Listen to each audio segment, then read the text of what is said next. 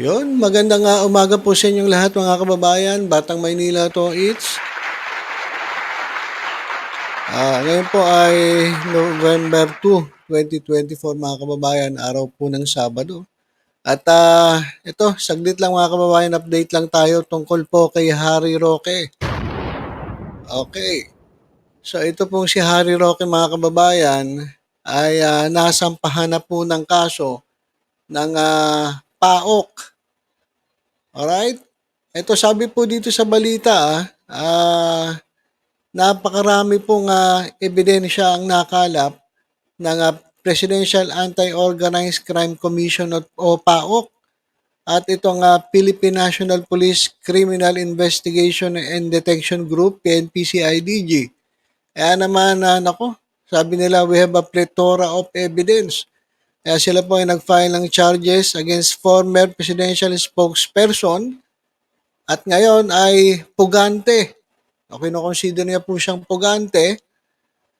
Fugitive, itong si Harry Roque, unang-una, for violations of Republic Act RA number 9208 as amended by RA 10364 known as the Anti-Trafficking in Persons Act. Ayan mga kababayan. At ibinalita ito ni Winston Casio dyan po sa interview niya kay Christian Esguerra para pakinggan natin mamaya. Okay? So, ayon kay Casio, base nun sa affidavit issued by the Philippine Amusement and Gaming Corporation, which is reportedly confirmed Roque's role as a representative for Lucky South 99 and in meetings with PACOR Chair Al Tenco at Assistant Vice President Attorney Jessa Fernandez. So ilang beses din kasing humarap itong si Harry Roque diyan po sa PAGCOR. Sinasamahan niya po etong mga representatives ng Lucky South 99. So, sabi tuloy ng PAOK, lawyering lang ba talaga ang ginagawa niya? Sabi hindi. Sabi ni Casio, emphasizing that the allegations against Roque go beyond mere legal representation. So, ibig sabihin, hindi lang po siya naglo-lawyering, kundi siya mismo ay parte ng POGO dyan po sa Lucky South 99. At sabi rin ni Casio na etong si Roque bilang isang opisyalis ng korte ay alam ang kanyang ang operation ng Lucky South 99 pero hindi po niya inireport itong mga activities sa law enforcement. Kumbaga, alam ni Harry Roque na bawal. Alam ni Harry Roque na hindi legal ang ginagawa ng Lucky South 99 pero sa kabila nun, yung kanilang mga activities ay hindi niya po inireport. Instead, he allegedly assisted in concealing the crimes occurring at the gaming corporation. Sabi ni Casio, we have a plethora of evidence, a bunch of evidence that are testimonial as well as documentary. Ayan mga kababayan. Dito sa card, basahin ko lang O sabi dito mga kababayan, lawyering lang ba ang ginagawa niya? Hindi, sapagkat ang aming aligasyon ay ang kanyang di umano'y pag-aabogado ay adinsunod doon sa kanyang beneficial relationship na meron dito sa Lucky South 99. Alam niya ang nangyayari sa Lucky South 99 pero bilang opisyal ng korte, he did not report such matters to law enforcement authorities. We have a plethora of evidence, a bunch of evidence that are testimonial as well as documentary. Ito mga kababayan, pakinggan natin yung isa segment lang mga kababayan sa interview kay PAOK dito sa PAOK TF kay Casio sa interview ni Christian Esguerra. Hindi ko na i-play sa inyo mga kababayan dito ito po ay courtesy of Christian Esguerra. Okay, pakinggan po natin yung interview para maliwanagan natin ano-ano ba ang mga kasong isinampa laban dito kay Harry Roque. Pakinggan po natin. you very much to the House Quadcom Committee. Maraming mga dokumento kami nakuha sa kanilang mga pagdinig na bigyan kami ng mga leads with regards to that. But at the end of the day, these are money trails. Okay. So, doon pa sila kumuha sa Quadcom, mga kababayan, ng mga ilang ebidensya. Alam niyo, magaling talaga ang Quadcom eh. So, totoo lang. Yung Quadcom, nung magagaling nating mga mambabatas diyan sa House of Representatives at dun sa kina Senator Risa Ontiveros at kay Senator Win Gatchalian, yan po yung marami talagang naitulong sa mga law enforcement agencies sapagkat dun po naglabasan yung ilang mga ebidensya. So hindi po katulad ng mga ginawa ni Bato de la Rosa na wala po nangyari, mga kababayan.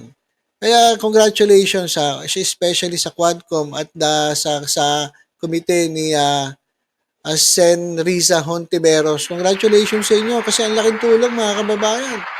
Unang-una, kung hindi dahil kina Sen Risa, di bakit i-declare ni Presidente Marcos na iba ng Pogo? O nagsimula yan doon kina Sen Risa at kay Sen Win Gatchalian, di ba?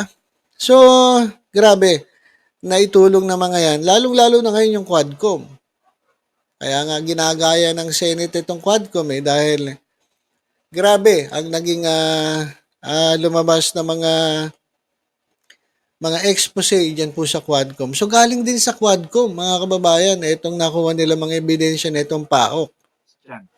That points to the relationship between the two entities, Mr. Roque and Lucky South 99 and or Whirlwind Corporation. Remember, our allegation is Whirlwind and Lucky South 99 are one and the same in as much as the beneficial owners are one and the same. Magkano yung pinag-uusapan natin dito? Sabi niya merong money trail, no? So I suppose nakinabang sa findings ninyo si Roque sa Lucky South 99 na isang pogo. Magkano po yung pinag-uusapan dito na natanggap niya? Yes, unfortunately, Christian, that is under tight and seal in as much as this is a ongoing civil forfeiture and civil forfeiture petitions that are under tight and seal by the Court of Appeal. So I could not give you the exact figure. Okay. Hindi man nabanggit na kung magkano yung exact amount, kung magkano ang kinita ni Harry Roque, malamang obvious naman na milyon-milyones to. Hindi naman syempre daan-daan libo lang to. Baka bilyones pa ang pinag-uusapan. So, ibig sabihin lang, nakinabang talaga. Nakinabang si Harry Roque dyan po sa Lucky South 99. Yung pogo po dyan sa Pampanga. But can you give us a ballpark para may ka-idea kung gaano kalaki yung beneficial relationship na ito? In the tens of millions. Oh, grabe. Tens of millions. Oh. Tens of millions. Tens of millions, mga kababayan. So, ganun lang yun. Ganun lang kasimple kumita para kay Harry Roque. Tens of millions. Kaya yung sasabihin niya na lawyering lang siya, hindi. Kasi kung lawyering lang siya, hindi talaga siya ganun ka-involved, ka-deeply involved dito sa Lucky South 99. So, mas malalim pa. At ito nga yung yung nadiskubre nitong PAOK. Ano-ano ba? Ano-ano ba yung mga kaso na isinampa? So ano yan, hindi lang pera, property, ganun po ba Again, I yan? could not go into the specific details, no? But yes, this is a beneficial relationship that is obviously not just a peso and dime relationship. Kaya nga po, nagkaroon kami ng sapat na lakas ng ebidensya para maituloy ang pagsampa laban po dito kay Ginoong Roque. Kaya ako po tinatanong yan kasi on face value, base sa mga pinag-uusapan natin so far, kung testimony lang ng mga taga-PAGCOR, baka madaling i-refute on the part of Harry Roque. Paano nyo nasabi na I was representing Lucky South, di ba? Pwedeng one person's word against his. So, meron pa kayo ibang ebidensya. Ganun po ba? Hello, sir. Naghang yata si ano. Sino po ba naghang? Ako? Mr. Roque. Ayan. Sir, pwedeng pakiulat, naghang po kayo for a while, no? Can you repeat your answer to my question? We have a plethora of evidence, no? We have a bunch of evidence that are testimonial as well as documentary. So, nung una kasi, nung puro either or lang, testimonial and or documentary, we did not proceed, no? Kasi ayaw namin ng medyo mahinang kaso.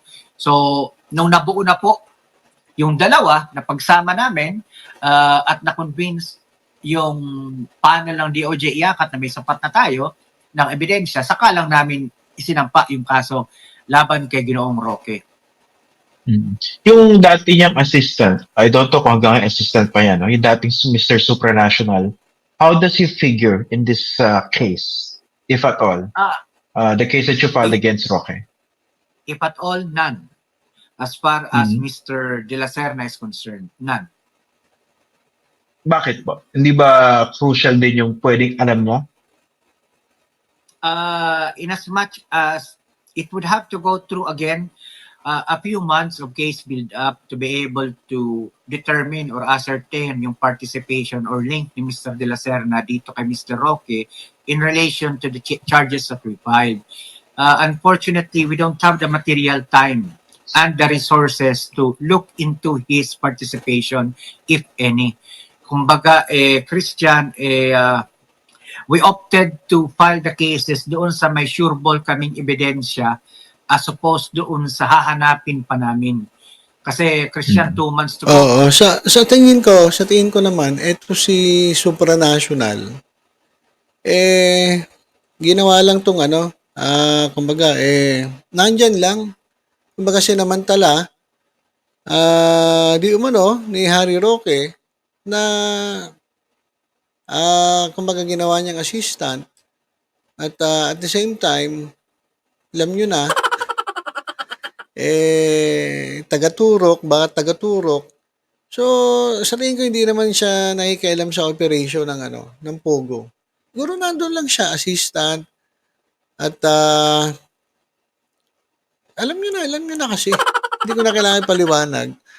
At di ba, obvious naman binibigyan nga ng allowance Hindi lang allowance, basta meron din siyang joint account with Harry Roque. So sa tingin ko lang siya, dyan lang sa Gedli. Taga-turok ba? Taga-turok lang ni Harry Roque. Okay? We still have so many things to do. Tandaan natin ang PAOK, hindi lamang operating body, hindi lamang coordinating body. In many instances, nagiging complainants na rin po kami doon sa mga kasong isinasampa namin para masiguradong hindi ho sila isang tabi lamang. Pero did you reach out to AR De La Serna? Nag-cooperate ba siya dito sa investigation ninyo patungkol kay Harry Roque? I am not privy to that as far as the prosecutors are concerned. But yung pinag-uusapan lang na I think never in our discussions did we talk about Mr. De La Serna as a witness and or a respondent. Hindi namin napag-usapan po yun. Napag-usapan lang namin with regards to him is sufficient ba or merong bang justiciable doon sa mga documents na nakita namin in the name of De La Serna doon sa Lucky South 99. Ganun lang po naging discussion namin. Okay. So, ayun lang muna mga kababayan. Basta ang linaw, napakalinaw mga kababayan, na ito, kinasuhan na si Harry Roque at kung ebidensyang pag-uusapan, marami at talagang sureball na may kahinatnan itong si Harry Roque dito po sa kanyang pagkakasangkot dito po sa Pogo sa Lucky South 99. So, hindi lang basta-basta siya nag-lawyer. At nadiskubre ng PAOK na talagang may kinalaman siya at sa money trail, lumalabas involved si Harry Roque. So, ayun mga kababayan, ako, patay ka. Patay ka, Harry Roque. Medyo tagilid ang laban. Kaya hanggang ngayon, mga kababayan, nagtatago pa rin. Nasaan ka na ba, Harry Roque? Sumuko ka na. Wala pa po, hanggang ngayon po nagtatago pa rin at pugante pa rin Eto na nga mga kababayan, pugante sa Senado. Ewan ko kung itutuloy pa ng Senado yung usapan sa Pogo. Alam po, tinapos na eh. Ito matindi. Pugante na talaga siya sa batas. Kapag hindi pa rin siya humarap at nagpakita dito sa korte kasi ito'y legal na mga kaso at ito'y sa korte na po isinampa. Okay, so yan mga kababayan, kapag may update po tayo tungkol kay Harry Roque, agad-agad po tayo magbabalita sa inyo. So for the meantime, tutok-tutok lang po dito sa Batang Manila to sa iba pang updates. Ingat po tayong lahat. God bless po.